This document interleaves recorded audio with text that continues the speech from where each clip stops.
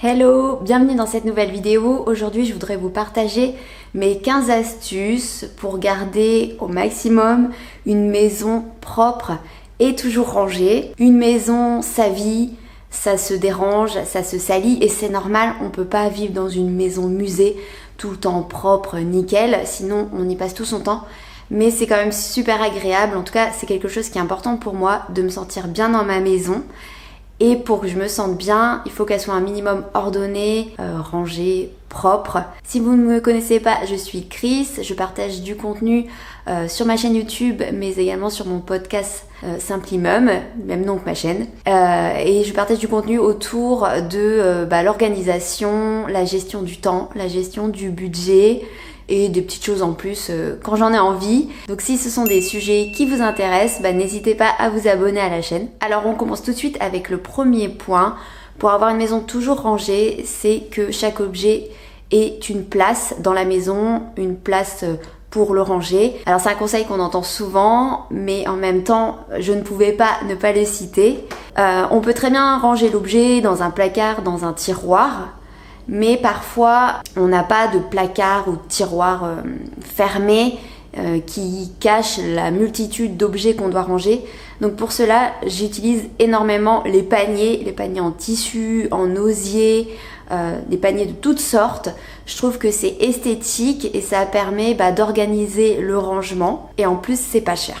Deuxième astuce, c'est de compartimenter tout ce qui est boîte, tiroir notamment.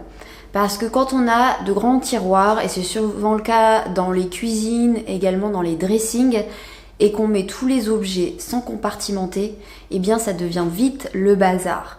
Donc je vous conseille de compartimenter vos tiroirs pour bien délimiter chaque zone en fonction du besoin de rangement, pour que chaque objet ait sa place.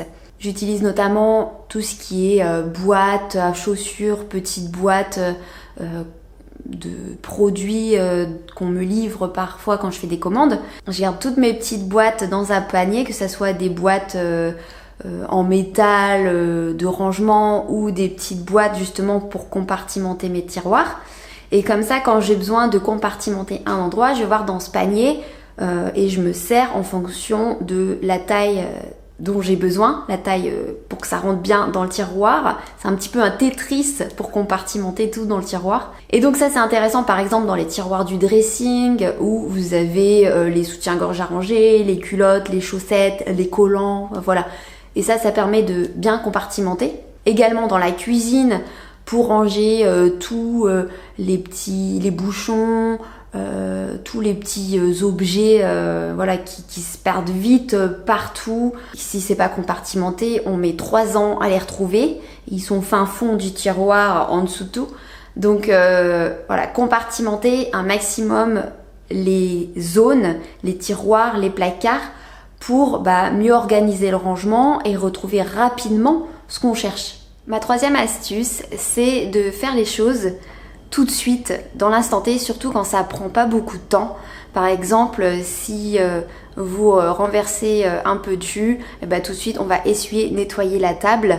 Si je vois une petite tache par terre en passant, je vais la nettoyer rapidement. Si je vois quand je vais aux toilettes que les toilettes sont sales, je vais passer un coup rapidement de spray et nettoyer rapidement la lunette des toilettes. Et tous ces petits actes qui me prennent vraiment 1 à 2 minutes pour les réaliser et du coup qui sont faits immédiatement quand je vois le besoin, me permettent d'avoir globalement une maison toujours propre sans que je doive planifier le nettoyage et sans que ça devienne de plus en plus sale.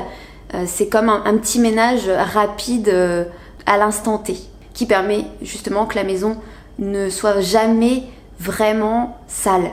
Alors sur le long terme ça ne suffit pas, il faut forcément au bout d'un moment un nettoyage plus approfondi avec plus de temps, un nettoyage de fond, mais sur le quotidien déjà quand on fait ça, ça permet comme je disais de garder toujours un environnement globalement propre.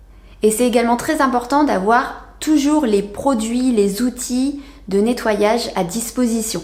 Par exemple, j'ai toujours un spray nettoyant dans chaque toilette. Il faut que les produits de nettoyage soient à proximité. Donc, des produits à la fois dans les toilettes, des produits disponibles également dans la salle de bain, mais également dans la cuisine, pour pouvoir toujours faire un petit nettoyage rapide sans avoir besoin d'aller à l'autre bout de la maison pour aller chercher son bac de nettoyage. Voilà, non, ça c'est pas pratique, faut des choses à disposition. Quatrième astuce, utiliser des outils pratiques. Des outils de nettoyage qui sont pratiques et qui ne demandent pas 10 minutes de mise en place pour qu'on puisse s'en servir. Par exemple, pour laver le sol, j'ai un balai spray et j'ai toujours du liquide à l'intérieur avec du produit nettoyant. Et du coup, quand je vois une petite tache au sol ou voilà que je dois nettoyer une zone, je prends mon balai, je vaporise et je nettoie. Et ça me prend littéralement 2 minutes. Alors que si je dois sortir le seau, mettre de l'eau dedans, mettre du produit, mettre mon balai dedans, l'essorer, essuyer, non. C'est incomparable. Donc des outils pratiques, ça va tout changer dans votre organisation de nettoyage. L'aspirateur sans fil. Alors souvent c'est un peu plus cher, bien que ces dernières années les prix ont baissé.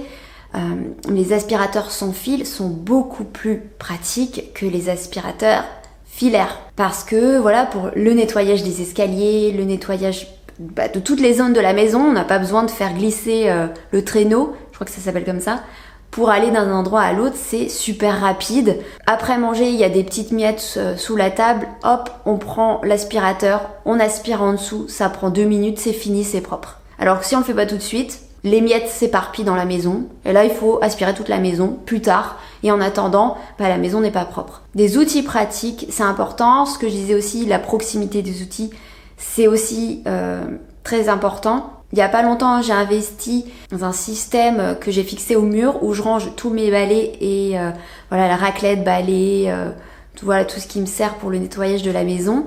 Et j'avoue, j'adore, parce qu'avant, à chaque fois que je les rangeais, ils tombaient tous les uns sur les autres, j'arrivais pas à les attraper. Rien que les avoir rangés correctement et que ce soit pratique, accessible, franchement, c'est tellement agréable. 5e astuce pour nous aider dans le rangement et dans le nettoyage également, c'est de ne pas posséder trop d'objets. Parce que quand vous avez plein de bibelots, plein d'objets à ranger, forcément ça va vous prendre beaucoup plus de temps pour ranger, beaucoup plus de temps pour nettoyer, parce que par exemple les petits bibelots, les petits trucs de déco, ça prend beaucoup plus de temps à enlever la poussière que si vous avez une surface sans rien. Alors le but c'est pas d'avoir aucun objet de déco dans sa maison, mais je pense qu'il faut savoir être mesuré, quitte même en avoir en réserve et à changer de déco de temps en temps quand on a envie de ressortir certains objets. Mais trop de déco, déjà ça met pas en valeur la déco parce que c'est étouffé dans le trop plein visuel. Mais en plus ça prend du temps du coup à nettoyer, etc. Et puis globalement le fait de, comme je disais, de posséder trop d'objets, notamment par exemple pour les enfants, s'ils ont trop de jouets et qu'ils les sortent tous à ranger, c'est juste l'enfer.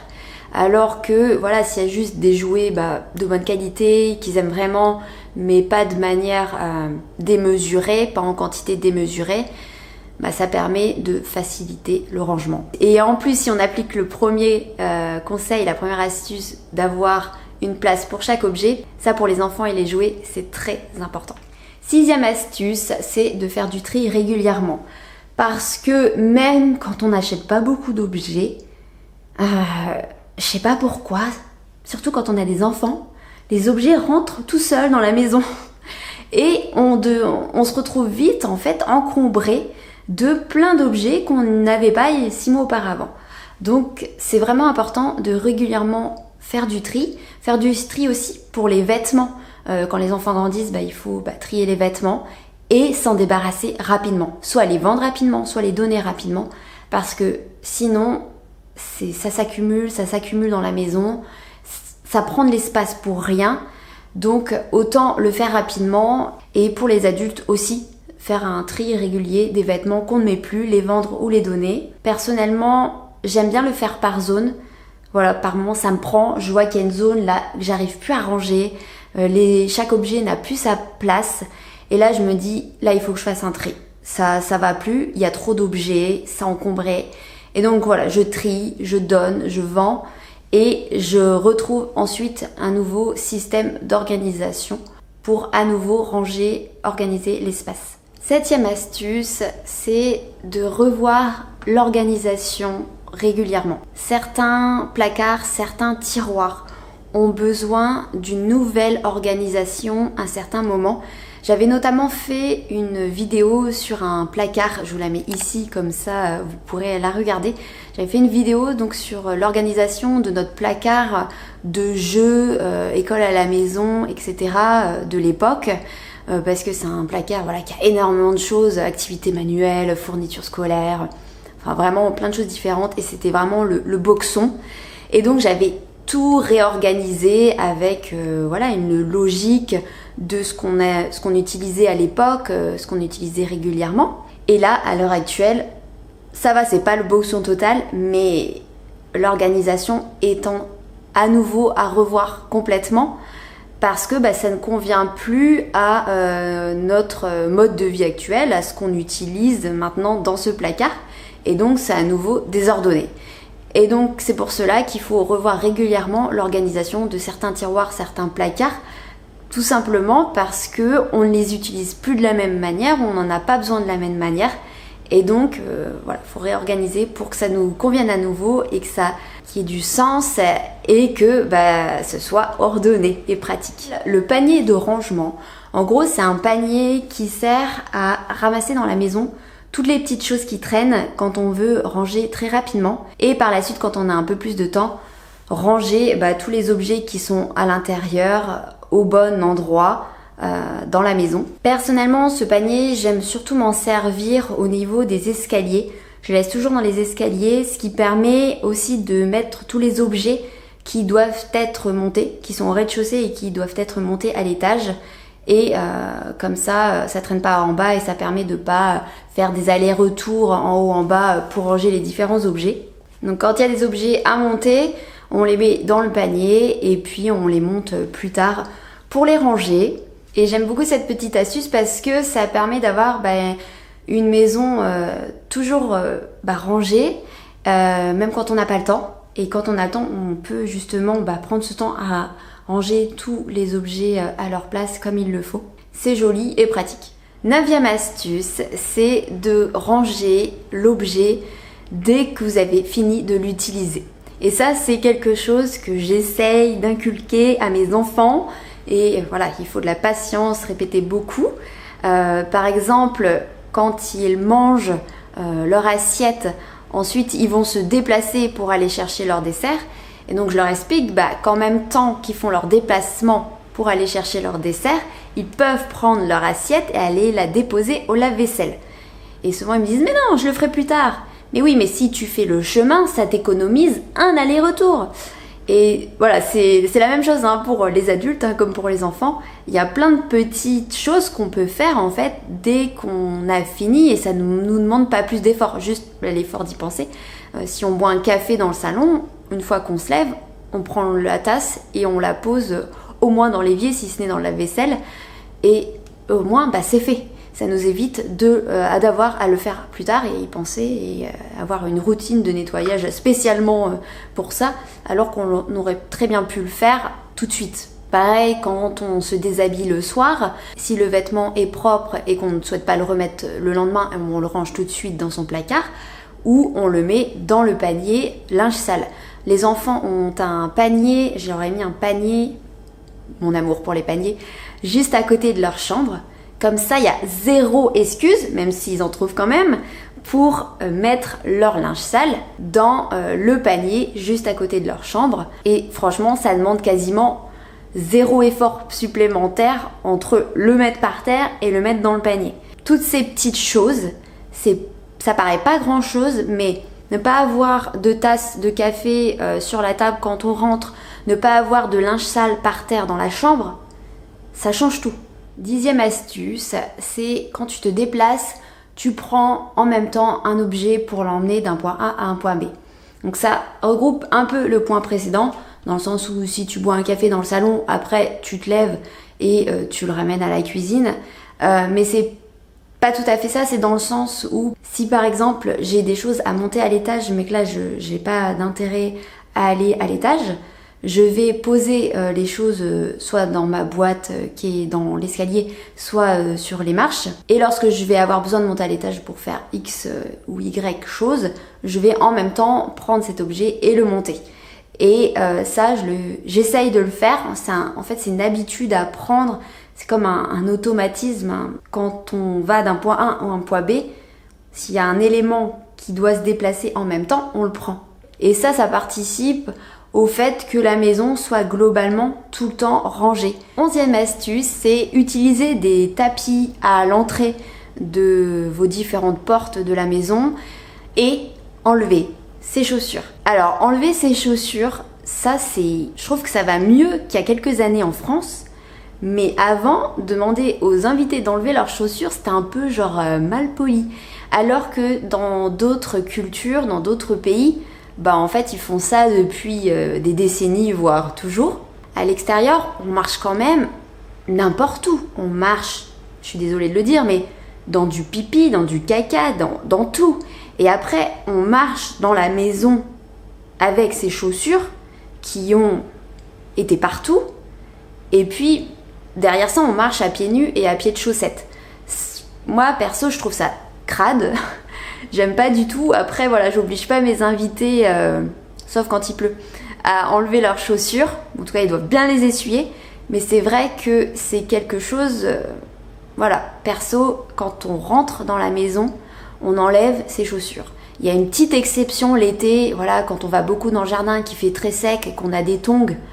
Là, on va peut-être pas les enlever à chaque fois. Mais globalement, la plupart du temps, on enlève les chaussures et on les range dans le placard à chaussures. Ça, c'est encore difficile pour mes enfants, ils aiment bien les laisser sur le tapis. Mais voilà, c'est une routine à adopter, enlever ses chaussures. Je sais qu'il y a pas mal de personnes qui mettent en place cette routine quand ils ont un enfant en bas âge qui rampe par terre ou qui fait du quatre pattes. Et c'est logique, mais je trouve ça bien en fait de continuer même après quand ils sont plus âgés parce que franchement, ça simplifie énormément le ménage du sol. Personnellement, j'aspire souvent, mais laver très peu en fin de compte, parce que c'est rarement très sale, où je lave par zone et de temps en temps je fais un gros nettoyage de tout le rez-de-chaussée, mais franchement c'est jamais vraiment sale. Je pense que c'est en grande partie parce qu'on enlève nos chaussures. 12e astuce, c'est être organisé dans notre manière de ranger, de nettoyer la maison. Par exemple, lorsque vous avez plein de tâches à faire, plein de tâches de rangement, de nettoyage, il faut toujours commencer par les choses qui vont prendre du temps ou qui vont pouvoir se faire toutes seules pendant que vous faites autre chose. Par exemple, si vous avez la table à nettoyer et une lessive à mettre en route, vous mettez d'abord la lessive en marche et pendant que le linge se lave, vous nettoyez votre table. Si vous avez une montagne de vaisselle à faire mais que vous devez également préparer le repas, vous commencez par préparer le repas et pendant que ça cuit, vous faites la vaisselle.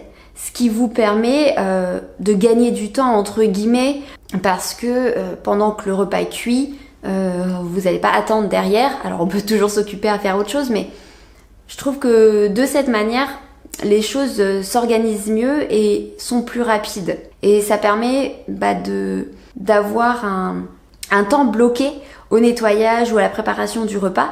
Et pendant ce temps, du coup, on va faire que ça.